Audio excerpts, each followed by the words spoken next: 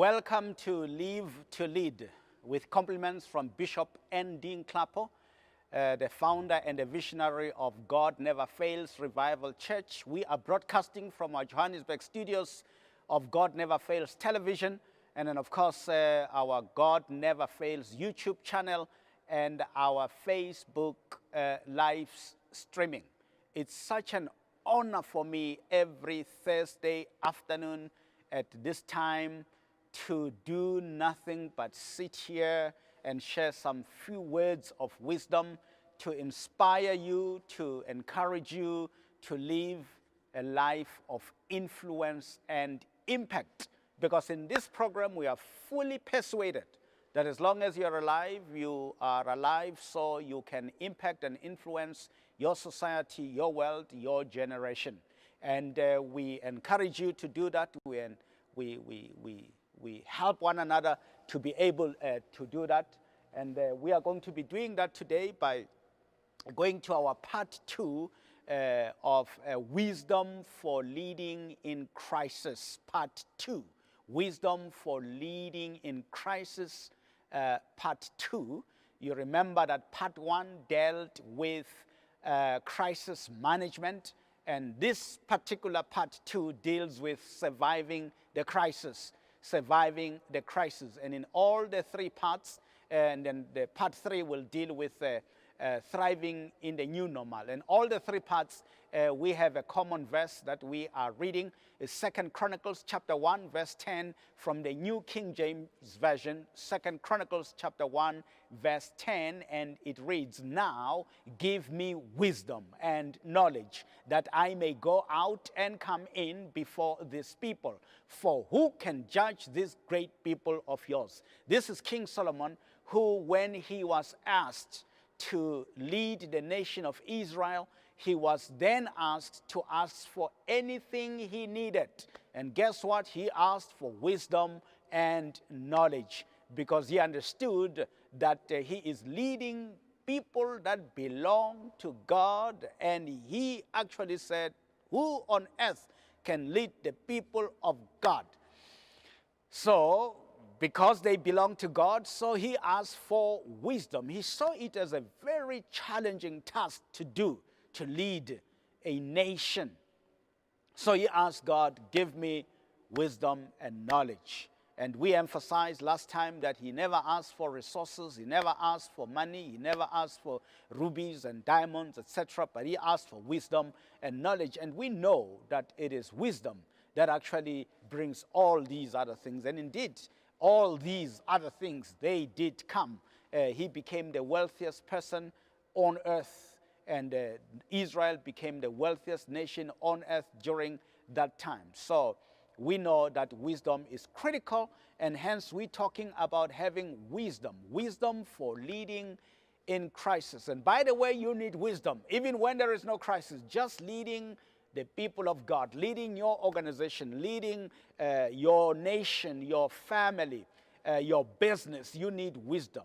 But what more when we are in crisis like now, going through this crisis of COVID-19 pandemic. But by the way, not only this kind of crisis, it could be any other crisis, whether you're going through recession, whether you're going through bankruptcy, or you're going through all kinds of trouble that you may be going through. You need some wisdom. And now, this part 2 of Wisdom for Leading in Crisis deals with surviving the crisis. Surviving the crisis. Listen to me very carefully. When you are leading in crisis, you have 2 main objectives. Objective number 1 is to survive the crisis. And objective number 2 is to thrive in the new normal. Because every crisis brings about a new normal. It doesn't matter what crisis it is, whether it's economic recession, whether it is a biological pandemic like this one, whether you are going through a divorce, whether you have just gone through bankruptcy, insolvency, or whatever. Every crisis gives birth to a new normal. In other words, after the crisis, life is never the same again. And that is why we are not bouncing back, but we are bouncing forward. We are not bouncing back to normal, we are bouncing forward to normal. But before that, which we'll deal with next Thursday, today we are focusing on you having to survive the crisis. So let us read from the book of Psalms 34, verse 19. Many are the afflictions of the righteous, but the Lord delivers him out of them all. Many are the afflictions of the righteous, but the Lord delivers him out of them all. I am reading this verse just to encourage you to know that yes, we may be in a crisis right now, but guess what? God is able to deliver us from all our crises, especially if you are like King Solomon, who, when you are given a chance to lead, the thing you asked from God is wisdom and knowledge. The thing you ask from God is wisdom and knowledge, because after all, the corporation that you are leading, the nation that you are leading, the family that you are leading, the business that you are leading, the people that you are leading, they all belong to God. That is why you need to depend on him, because he's the source of all things. And this God, the Bible says, he is able to deliver you from all. You may go through all kinds of tribulations, of trouble, of crisis and difficulties, but God is able to deliver you from all of them. And that is a starting point. We know that you are in crisis, but you can survive the crisis. Now the question is, how do you survive the crisis? How do you survive the crisis? How do you use wisdom to survive the crisis? Even before we talk about the new normal, which will be part 3 of our discussion, but in this part, we are talking about surviving the crisis. That is your objective number 1, surviving the crisis. And there are 5 things to do for you to survive the crisis: perception management, leveraging the crisis, crisis readiness planning, psychosocial support, and designing and defining the new normal. We're going to go through each one of them quickly and briefly because there are many, but 5 of them. So let's start with the first one, perception management. Perception management, what does that mean?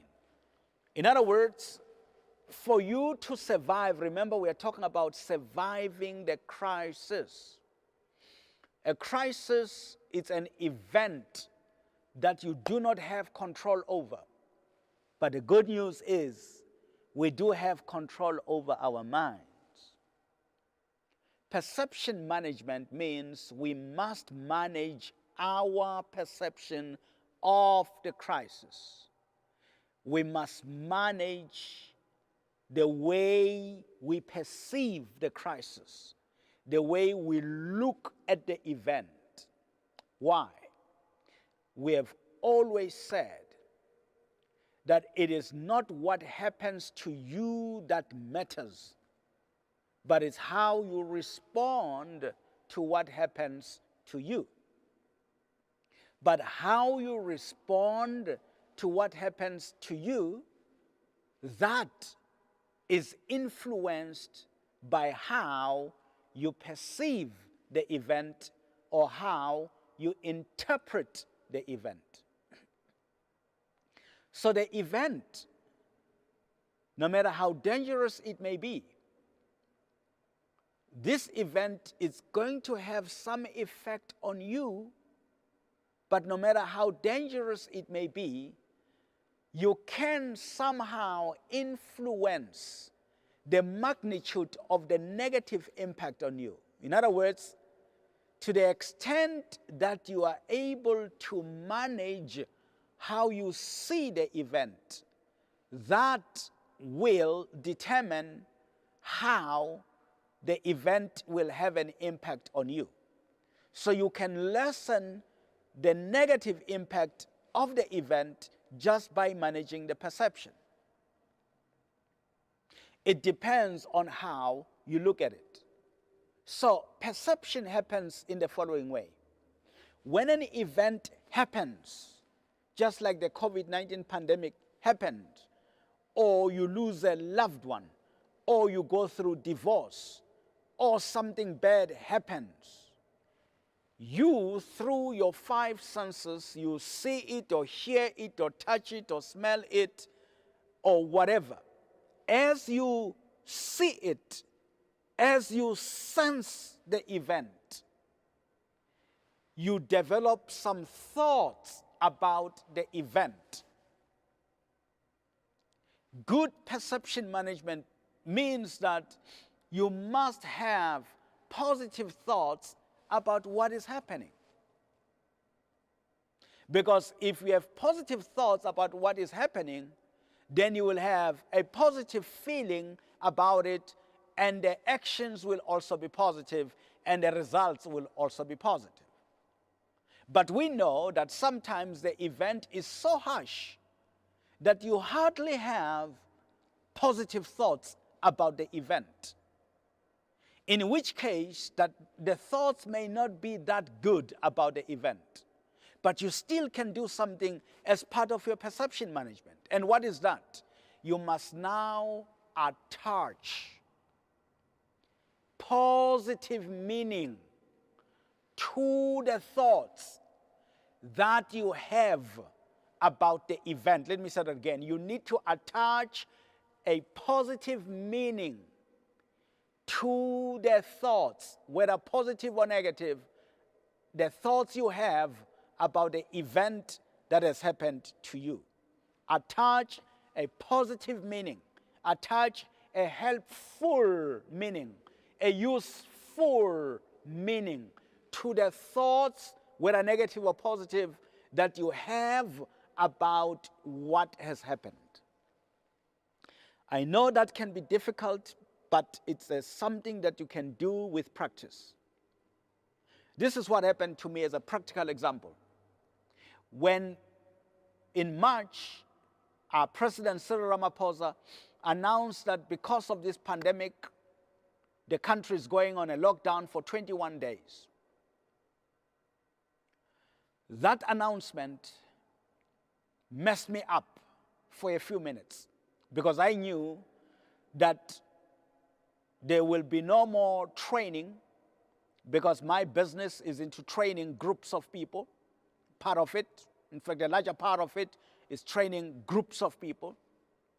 The lockdown came with restrictions that people will not be allowed to get out of their houses except they are going for essential services or to go get some food, etc., which means there would be no more gathering of people. And I was not ready to do stuff online, and even if I was, the country was not really tuned into that at that particular time. So I knew that for a number of weeks, one will not be making income. That is a terrible thing, and the thought was somewhat negative because, man, how am I going to make money?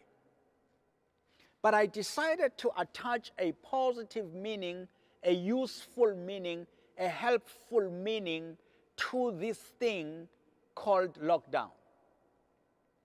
What did I attach to it? I said, oh my God, I've been looking for an opportunity to have a sabbatical leave so I can write my 11th book. And here is COVID-19 pandemic has now given me a sabbatical leave for free, locked up in my house for 21 days, and of course it became more than 21 days when the lockdown was being extended, etc., etc. Now that positive meaning that I attached to this negative thing, to this crisis, it gave me freshness and some energy and some excitement. And as I speak now, I have finished writing my 400-page book called Advanced Reset Blueprint: How Smart Individuals and Institutions Are Able to Survive a Crisis and Thrive in the New Normal. And what I'm discussing now actually comes from my book, which will be released in a few weeks' time from now. I managed to have the energy and the strength to write a book during the crisis because I managed my perceptions. I attached useful, helpful, meaningful, or positive meaning to the thoughts all of us are having about the lockdown. That's one thing that you need to do. So as a leader, leading in crisis, part of surviving the crisis is first of all for you to manage your own perception about the crisis. But number two, yourself, still with regards to perception management, you help your people to manage their perception of the crisis. Help them to see the crisis positively.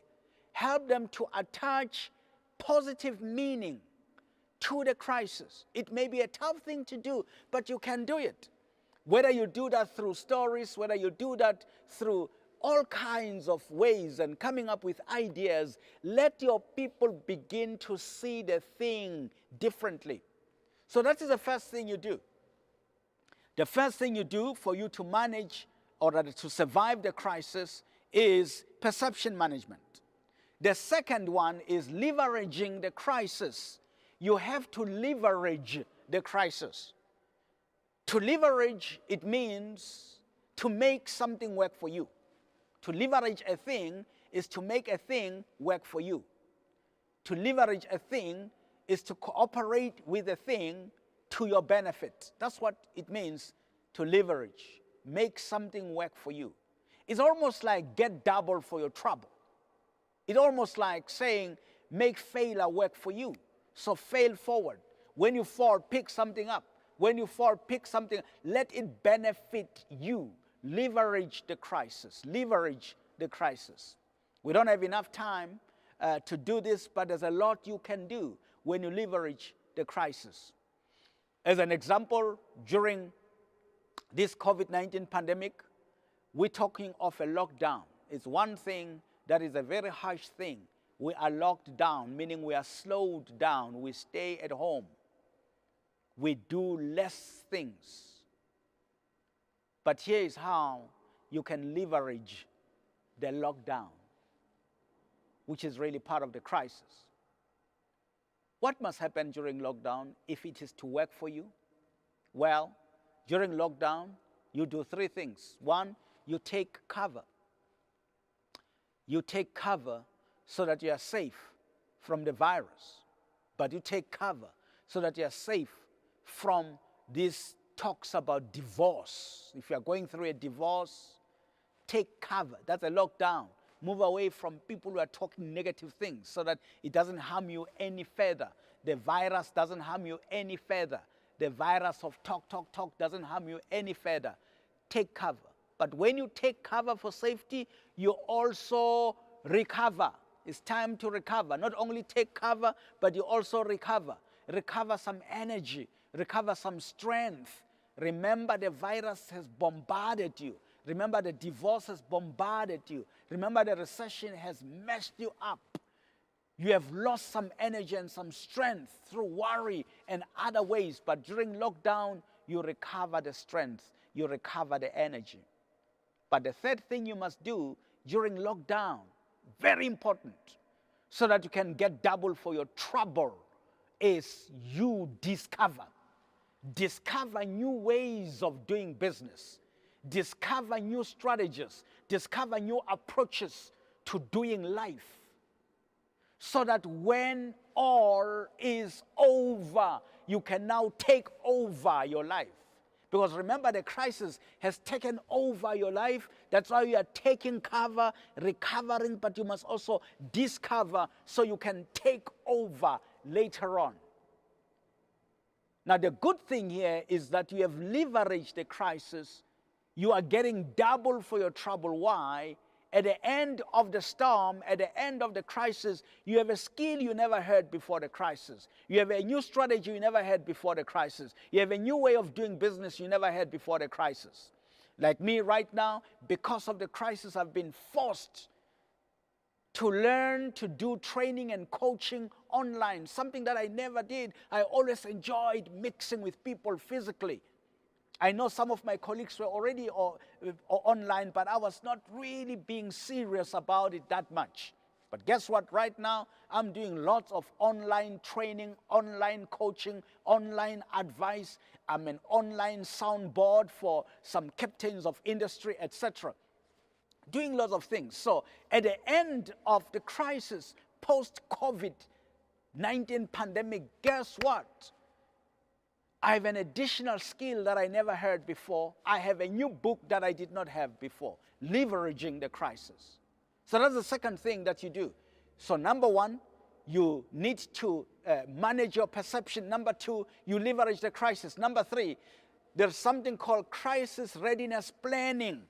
Crisis readiness planning. Remember, we are talking about surviving the crisis. There's a planning that happens during the crisis. It is called crisis readiness planning. And there are three parts of this readiness planning. There are three kinds of readiness plans or crisis readiness plans. Basically, what it means is you are ready for this crisis. And what is good is that you also become ready for any crisis that is to come. So those who already have the plans, during this time, you activate the plans. If you never had the plans at all, you actually create the plans now. But these plans are also going to help you when another crisis comes. Because they work nearly in the same way, except that when you activate them, you tweak them now and appropriate them for the current crisis. But every organization should be having these kinds of plans. There are three of them, and there are many more, but these three are the most critical. The first is what we call a business continuity plan. A business continuity plan. This plan, you should be having it even before the crisis. And you activate it during the crisis. Of course, if you didn't have it during the crisis, you start creating it. Business continuity plan. A business continuity plan, it's a plan you have that positions you to be able to continue doing business if anything would happen to your business.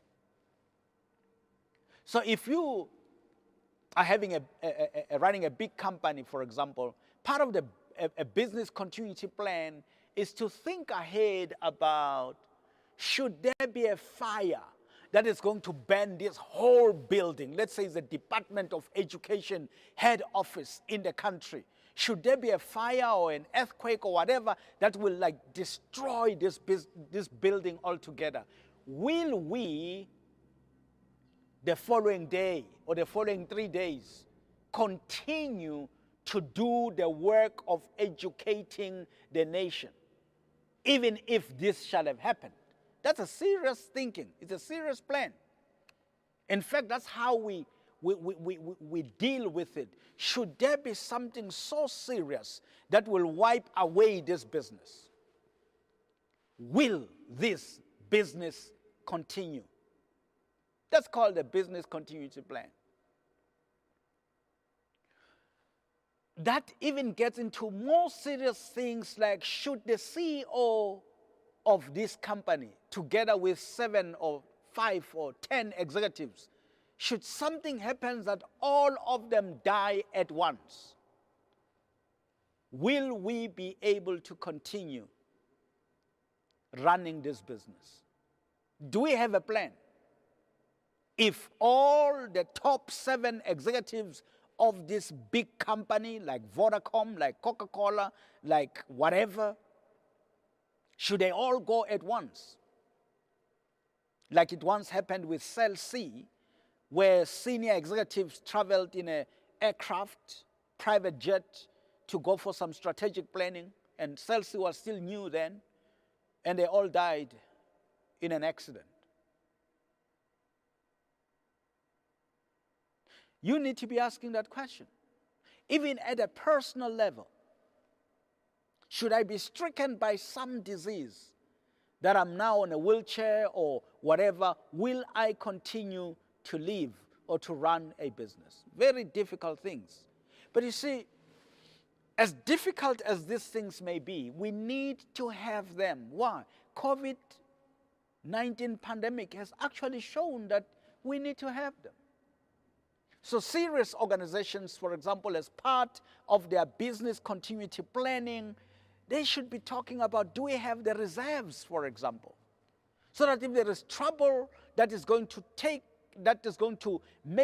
incapacitate us as a business for 5 months, will we still have money to run some parts of the business? Tough. I know it is tough. But you see, we are dealing with surviving a crisis here. And I'm saying that part of surviving the crisis is to have a crisis readiness plan in place. Other things have to do with, should a virus knock out our information? It destroys our server or whatever it is, our information box, it totally destroyed.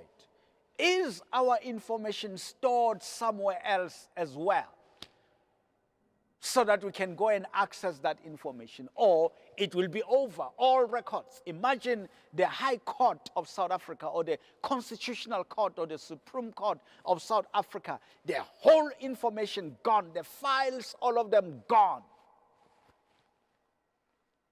And there are 50,000 inmates that are waiting for trial, but their information is gone. How do you even begin? Is that information stored somewhere else apart from being in this big building? It may have to be stored in 5 different places and in different ways. Business continuity plan, we don't have lots of time for that. That's just one of the crisis readiness plans. The second one is what we call contingency plans.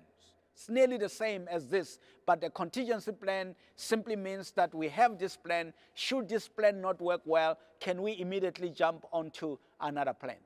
But the third one, which is critical, is what we call the crisis communication plan. Crisis communications plan. It must always be there before the crisis comes, and you activate it during the crisis. But of course, if you don't have it, then you must quickly come up with a crisis communications plan. When you are in a crisis, communication becomes critical. But you don't communicate like you do when you are not in a crisis. It's a very unique and a special way of communicating because you are in a crisis. That's why it's called a crisis communications plan. There's a lot of things that are involved there. We don't have time to deal with all of them. But let me show you the danger of not having it. It can be so destructive not to have it. Because then in a crisis, everybody gets confused. And when they are confused without this communication, the confusion can worsen the situation. Because people don't know where to go. They don't know who to talk to. Your customers don't know what is happening. So imagine a hospital, for example. Because of the COVID-19 pandemic, there was no better communication to the customers in terms of how they can interact with the organization or with the clinic or with the hospital during this time. And because the clients have not been briefed properly, so what do? When they come, they do the wrong things because they were not told. And then we reprimand them for doing the wrong things. And guess what? They become angry. And they become angry to who? To the employees of the organization, the nurses and the doctors, who are already overwhelmed and stressed themselves, and they need support. But now we have these hostile patients who are talking rough on the people who are already stressed, so they become stressed even more. And when they are stressed even more, they make more mistakes, even in treating the customers, because we lack a crisis communications plan. We have seen it even in our own country during this time, where a president says this, the minister says something else. Where at national they say this, then you see some province somewhere doing something that is contrary to what the national leaders are saying. That's a sign of a lack of a crisis communication plan.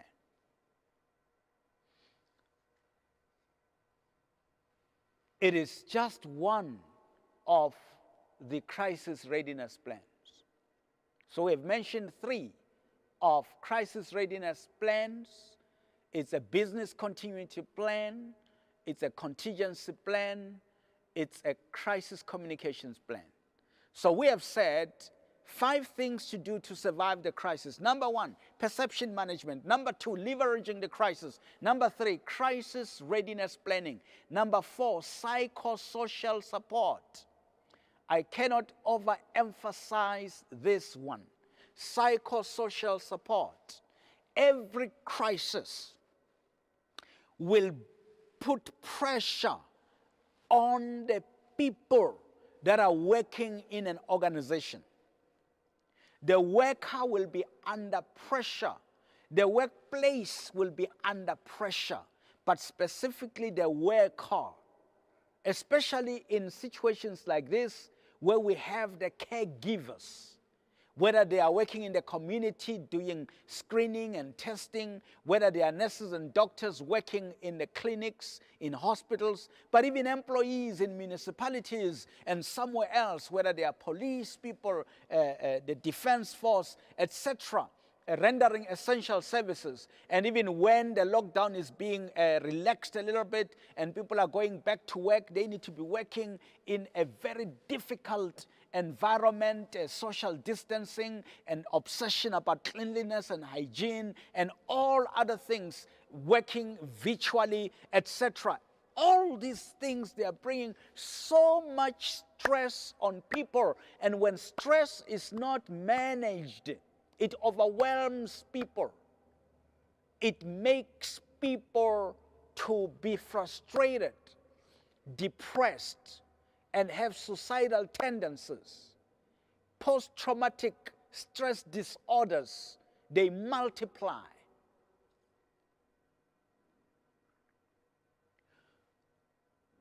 When you are leading in crisis, part of surviving the crisis is to provide psychosocial support.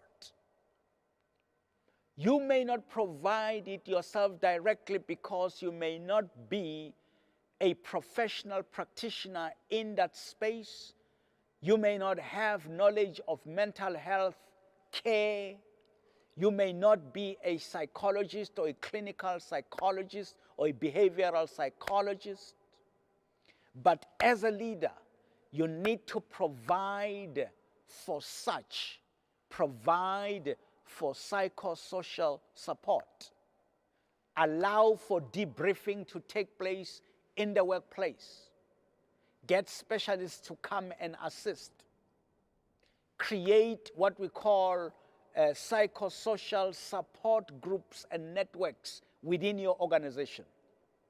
And make sure that there are referral systems where some of the people may need additional support from more qualified people who are outside of the organization. There's got to be debriefings. People must ventilate. People must share their thoughts and their feelings. If you don't do that, you will not survive the crisis. You will go to the new normal, maybe with half your staff. Or some of them will still be with you, but they will be wounded permanently. You will be working with people who are wounded emotionally and mentally. And the last thing that you need to do in surviving the crisis, meaning doing it whilst you're still in the crisis, is to define or to discern and define the new normal. This is very important. Remember, the reason why you even have to survive the crisis is because you've got hope for tomorrow. You've got hope for tomorrow. So it will be very useless for you to survive the crisis, but actually never thrive in the new normal. So for you to be able to even have hope of thriving in the new normal, you need to discern and define the new normal for yourself. Discern and define the new normal for yourself. In other words, whilst you are in crisis, begin to think about tomorrow so that you don't make terrible mistakes during the crisis. Because if you don't do that, you are going to sabotage your future because of a current crisis.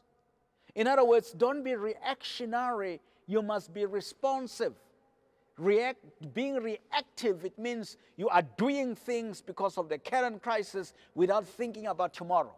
But when you respond, it means you are doing things because of the crisis, but whatever you are doing it with the future in mind.